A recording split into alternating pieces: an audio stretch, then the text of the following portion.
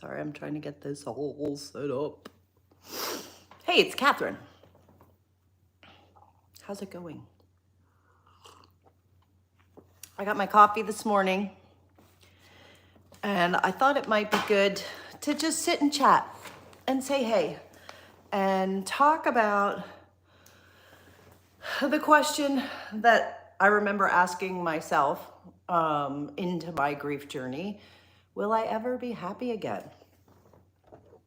I feel like this might not be bright enough. I think we're just going to have to deal. So I apologize if it's not ideal.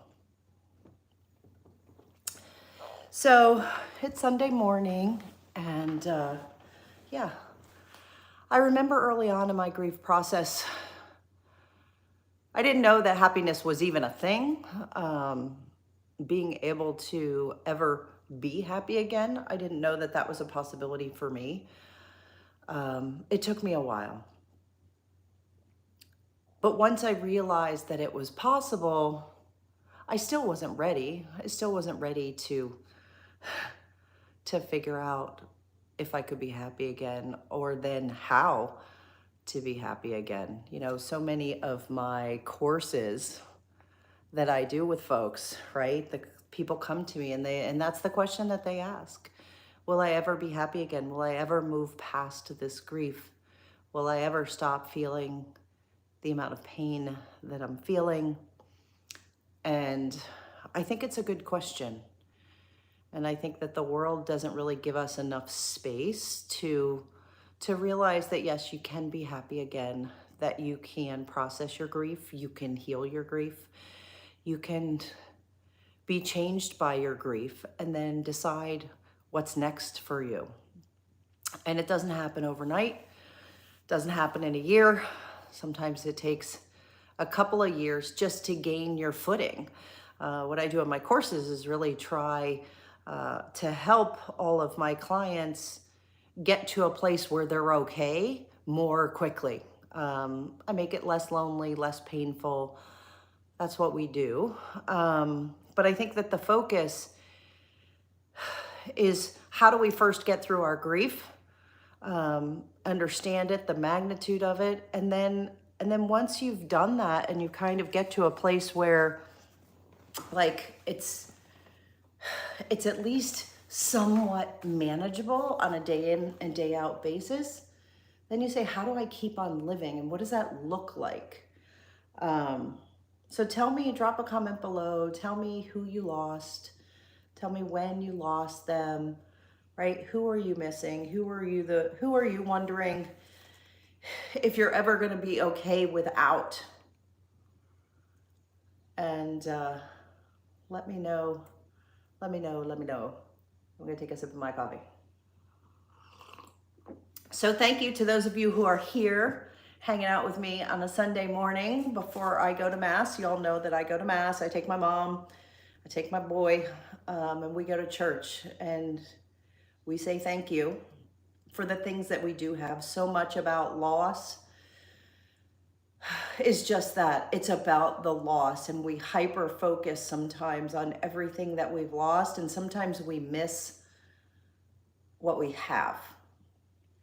And the deeper we are in our grief, the harder it is to do that. And it's one of the things that, you know, it's included in my grief journal. I ask that you find 3 things a day to be grateful for, because it helps. It helps because the amount of loss that you feel, that's not going to go away. Not at least right now. But you can have other emotions in addition to the pain of your loss, right? So you can be terribly missing someone, but still be grateful for maybe the years that you did have together, or the quality of your relationship. You know, we talk in my course about sometimes being, you know, can you be grateful for the pain that you feel?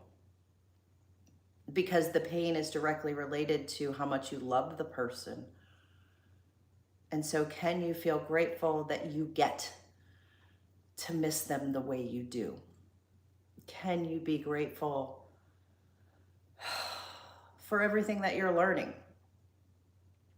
And so the goal of this video was really to give you hope and to let you know that although the process of grief is a challenge, that you can do it and that you can get through it. And yes, when I was thinking of the title for this video, there were two things: is will I ever be happy again?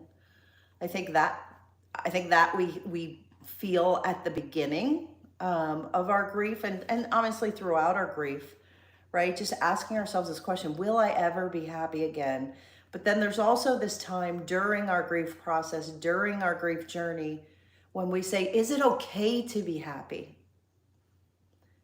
We become so comfortable in our pain.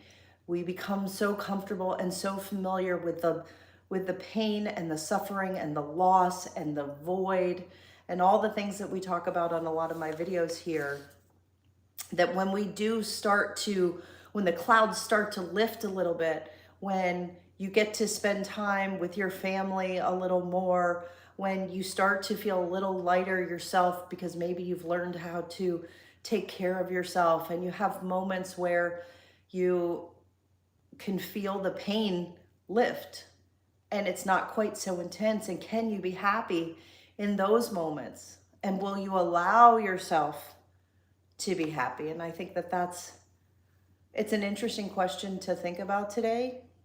Will you allow yourself to be happy? So there's so many people that I talk to. I have so many videos here about guilt and feeling guilty as part of the grief process. And there are times when we don't want to be happy. We don't want our suffering to end. We don't want our pain necessarily to end because we feel like we did something wrong. And so we feel like we need to beat ourselves up in a sense.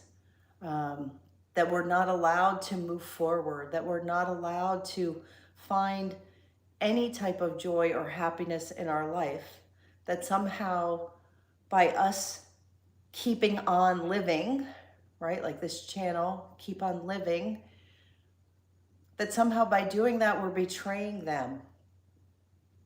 And I don't want anyone to feel that way. I know so many people do, especially in the beginning. And one of the things that I really aim to do is to help you through that, and help you say, like, it's okay. Like, you can beat yourself up for as long as you need to. You can suffer more pain than maybe just the pain of the loss, right? So there's the pain of the loss, and then there's that self-loathing, that self-hatred, that sense of, feeling like we were somehow wrong, that we did something wrong or we didn't do something. So we feel guilty and ashamed, and we feel like somehow if we hurt ourselves or beat ourselves up, that somehow it's going to make up for it. I think the better way is to learn from it and then keep on living and figure out what that means for you. So, one of the things that I wanted to talk about today as well was, what is it that you want? Given the life that you have now, we all know you want to have your loved one back. You want things to go back to the way they were before your loss. That can't happen. I can't give you that. That I cannot do for you. What I can do is help you to explore and say, well, what do I want? What are the things that actually make me happy? And so I'm in a season of my life right now where I'm exploring and I'm asking myself these questions, and because I love the concept of a season, and I'm moving right now. I think you guys all know that, and I'm going through all my things, and I watched The Minimalist Mom, who is amazing, and she talks about having things in your life, like, is this useful in this season? And if it's not useful in this season, do you need to hang on to it? And so I think it's so applicable here because you're in a season.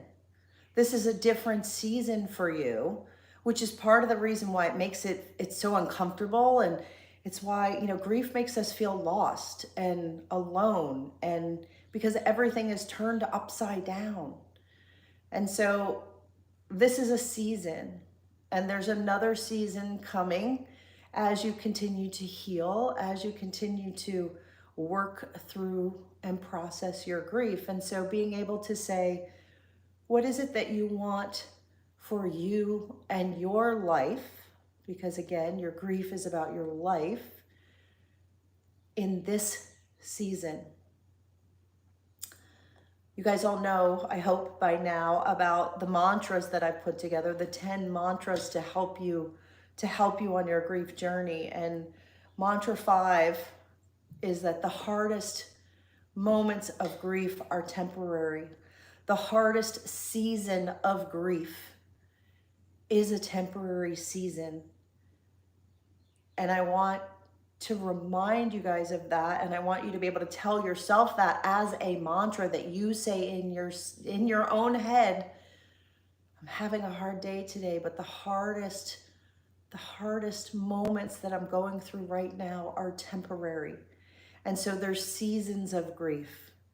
And so I want you to start to think about looking toward the next season. What is in your next season?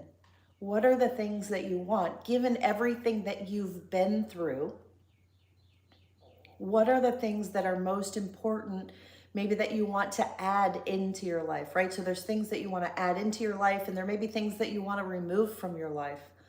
And so taking time to inventory that. You know, and I was working with one client, and sometimes you have to start with, what don't I want in my life? Right? What are the things that I don't want?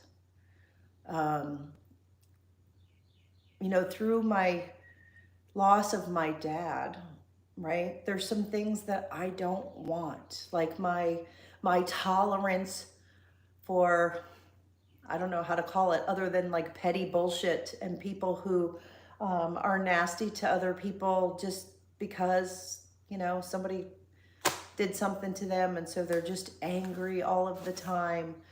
My tolerance for that is lower. I don't want that in my life because, you know, I have an awareness of the things that are really, really, you know, there's things to be upset about, and then there's things not to be upset about. And I need to remind myself of that too.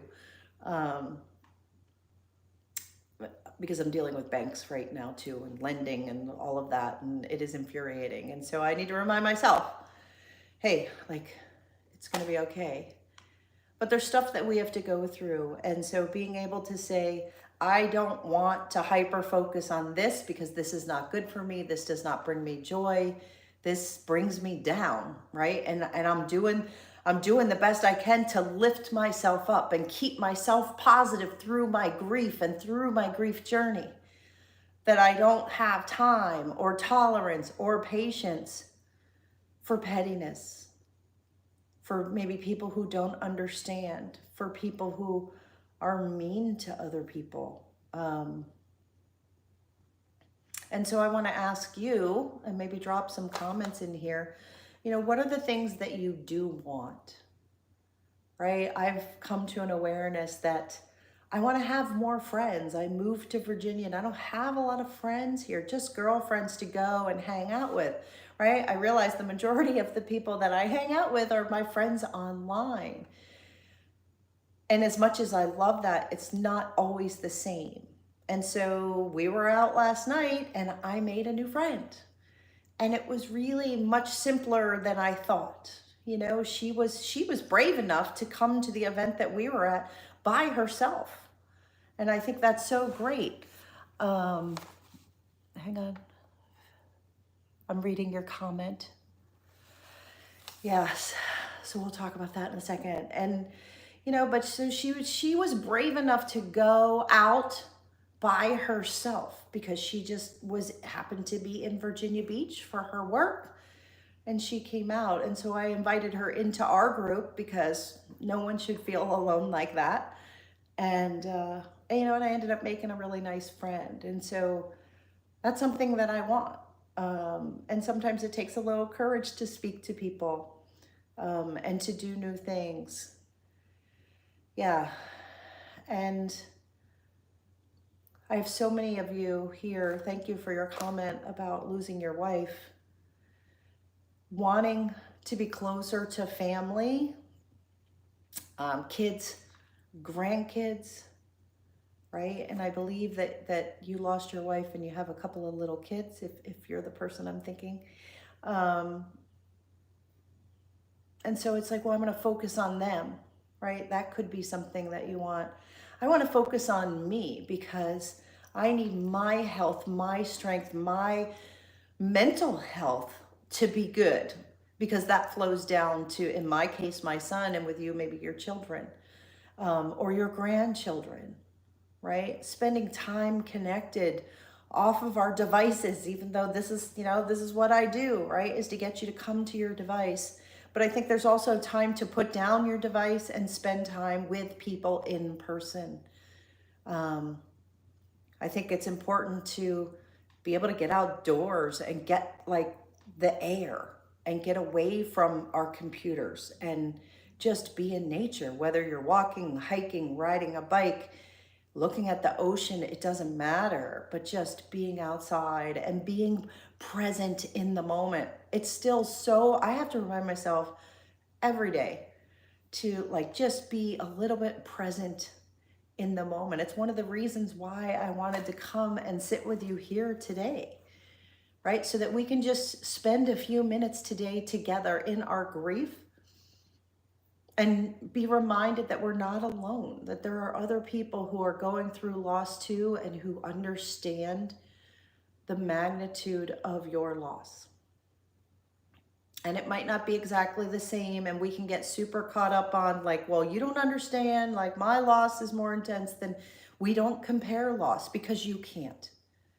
Honestly, you can't. How could you ever say that your loss is more traumatic than someone else's?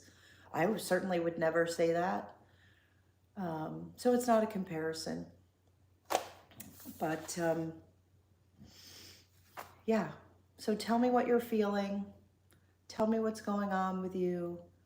What is it that you want? Thanks, Jan. Jan, you're my superstar. If you guys don't know Jan, Jan Gibson, she's been commenting here. She runs my Facebook group. Essentially, she's been running it. I just kind of go in and visit, see how it's going. But yeah, so she posts about her life, her grief, wanting to spend time with her kids and her grandkids and how important that is. So jump into my Facebook group there and say hi to me, say hi to her, share your story. You have to answer the questions. She will not let you in if you don't answer the questions. We want to keep our group really safe. I think we're getting close to 500 people in the group. Maybe it's more than that. I don't really know right now. But it's all very good quality people who actually get it, who want to keep on living, who want to figure out, oh, that's so sweet that your wife was also Janet. So definitely jump into our group if your name's Ryan, and share your story there. We've got a lot of very brave men in the group, which is also really, really cool. There is just something that is sheer magic, and I literally have goosebumps right now talking about it. Because I think men have less of a place to belong when they lose their wives. So we love our men. We lift them up. We bring you in. We ask you, because I learn a lot from you guys, because I can share my experience, of losing my son, losing my dad. But it's just, I love the male perspective on it, because grief shows up differently for men and women. And I love that. And so yes. So I hope this gives you hope for today. I really didn't prepare a lot of content because I really have been just trying to like be in the moment and just, can we just take a minute and take a deep breath and just be reminded that we're going to be okay, that we can keep on living. And I want you to keep thinking about what you want. And if that's hard to think about, what do you want for your life or your kids or your future, you can think about your career, you can think about your kids, you can think about your health, your finances, your mental health, I think that you just have to start somewhere. And if you're having trouble starting, then what I say is go back to the journal. And section 4 of every day in the journal is, if you can't think about what you want a little bit longer term, what do I need today is what it says in there, right? What do you need today to help you, to move you forward? What do you need today to help you keep on living? Do you need to talk to someone? Do you need to learn something? Do you need to go somewhere? Do you need to be somewhere, right? Maybe you need to go to the gravesite of your loved one. And, right, I get it. We have to be careful about our language, though. I think you said that you lost your wife, I think it was 3 months ago. So you are early, right? So what you want, I get, is the thing that you cannot have. That is a given. We honor that here. We get it. We want to give you a place to talk about that. But we want you to be careful to not get too stuck in that, because we know that that's what you want. But what else do you want? Do you want to just feel okay today? Do you want to say a prayer, visit a gravesite? Do you want to cry your eyes out? Do you want to smash something?